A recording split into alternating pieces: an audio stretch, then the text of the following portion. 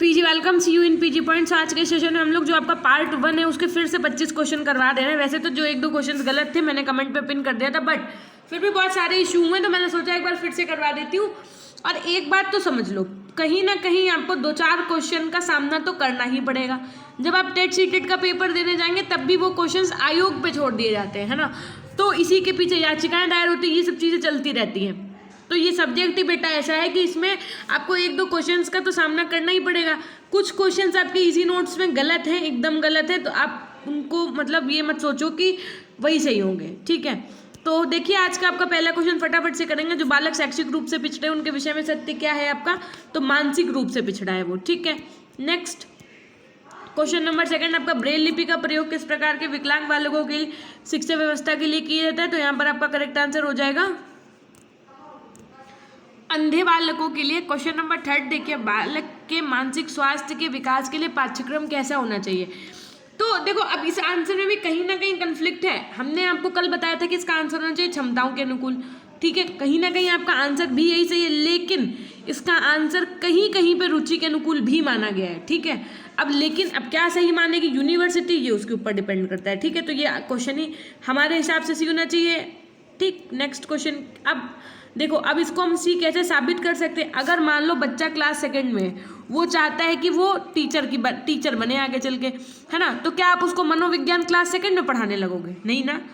अगर उसका रुचि के अनुकूल की तरफ अगर जाओ, अगर बच्चे का इंटरेस्ट टीचर बनने में है, तो क्या आप उसको समाजशास्त्री परिप्रेक्ष्य, दार्शनिक परिप्रेक्ष्य क्या क्लास 2 में पढ़ाने लगोगे? नहीं। वो तो 2 में आप वही सब्जेक्ट्स पढ़ाओगे ना जो उसकी क्षमता है, मतलब जिस क्लास में है वो। तो ये ही आंसर हमारे हिसाब से सही होना चाहिए। 4 देखिए क्या कहता है, दिव्यांगजन अधिकार अधिनियम किस वर्ष से लागू हुआ था, क्वेश्चन नंबर 4। तो यहाँ पर आपका करेक्ट आंसर हो जाएगा 2016 में। प्रश्न संख्या 5 देखिए, परंपरागत विधि कौन सी है आपकी, तो परंपरागत विधि है आपकी व्याख्यान विधि, ठीक है। 5 का एकदम सही हो जाएगा। क्वेश्चन नंबर 6 देखिए, श्यामपट्ट कैसा उपकरण, कठोर उपकरण है। कल हमने इसका आंसर लचीला बता दिया था, लचीला नहीं कठोर उपकरण ही सही होगा, ठीक है। उसके बाद में निःशक्त बालकों के लिए कौन सी शिक्षा का प्रावधान है आपका, क्वेश्चन नंबर 7। तो यहाँ पर आपका करेक्ट आंसर क्या हो जाएगा, ऑप्शन ए समावेशी शिक्षा।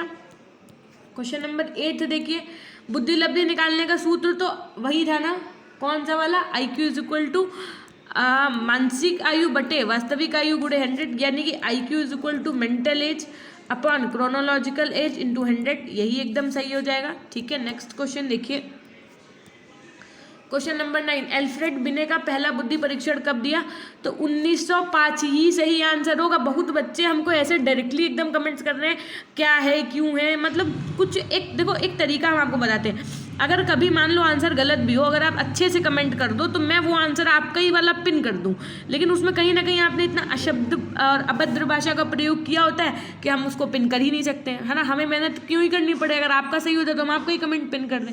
और ये जो बच्चे कह रहे हैं ना और ऑप्शंस, मैं उनको बता दूं, यहाँ पर आपका करेक्ट आंसर ऑप्शन ए ही है, ठीक है, 9th का, ओके।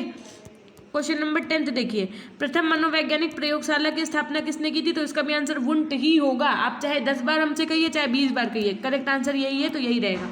पिछड़ेपन का कारण हो सकता है, क्वेश्चन नंबर 11 का करेक्ट आंसर आपका यहाँ पर ऑप्शन डी ही होगा, उपरोक्त सभी।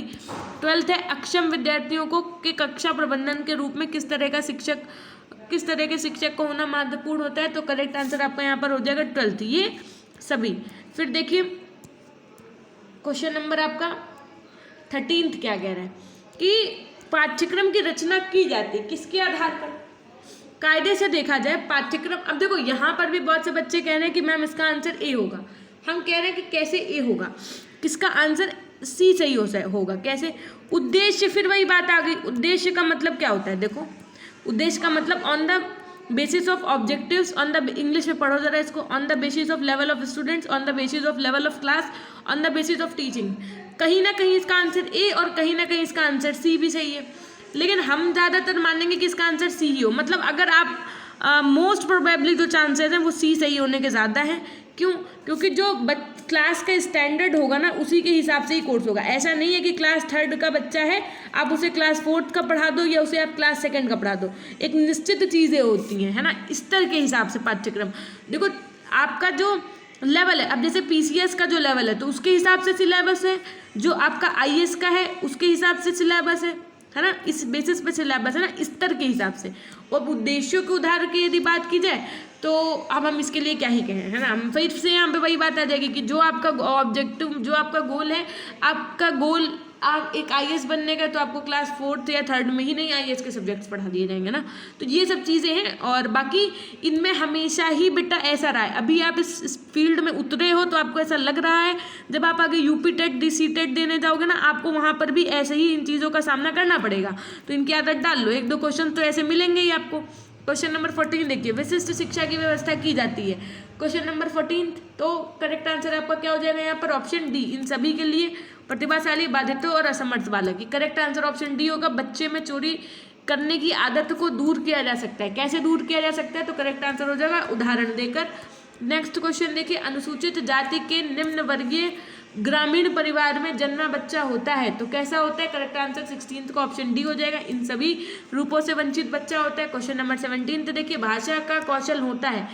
भाषा का कौशल क्या होता है, तो ये सभी। फिर देखिए, समस्यात्मक बच्चों के लक्षण क्या हैं आपके, तो समस्यात्मक बच्चों के लक्षण क्या हैं, ये सभी करेक्ट हो जाएगा यहाँ पर। ये सभी, चोरी, शारीरिक विकार, कार्य न करना। मंद बुद्धि बच्चा वह होता है जिसकी बुद्धि लब्धि, क्वेश्चन नंबर 19 बताओ, तो जिसकी बुद्धि लब्धि क्या होगा करेक्ट आंसर यहाँ पर, क्वेश्चन नंबर 19। देखो एक बात बताओ, ये दोनों भी सही हो सकते हैं इसमें, कैसे। अब देखो फिर से वही कंफ्लिक्ट आएगा आपको। जो मंद बुद्धि बालक होता है उसकी बुद्धि लब्धि क्या होती है, 70 से ज़्यादा तो होगी नहीं, 70 से कम ही तो होती। अब 70 के कम में और भी बहुत सी बुद्धियाँ आ जाएंगी, लेकिन मंद बुद्धि भी तो 70 से कम के ही अंतर्गत आएगी।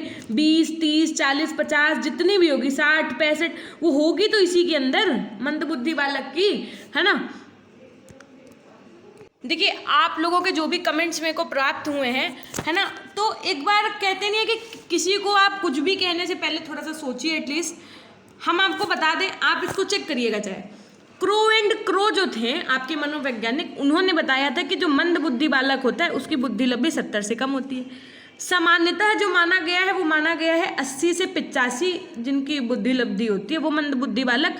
अच्छा, 80 से 85 से कम जिनकी बुद्धि लब्धि होती है वो मंद बुद्धि बालक के अंतर्गत आते हैं। अब एक बात बताओ, चाहे 80 से 85 से कम हो, है ना, तब भी वो एक तरीके से थोड़े से बाद में 70 से अंतर्गत आ जाएंगे।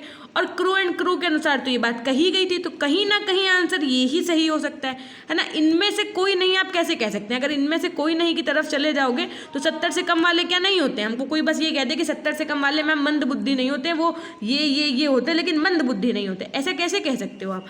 ठीक है, तो कहीं ना कहीं इसी के सही होने के चांसेस ज़्यादा हैं। बाकी अब यूनिवर्सिटी क्या मानते हैं ये उसके ऊपर फैसला है।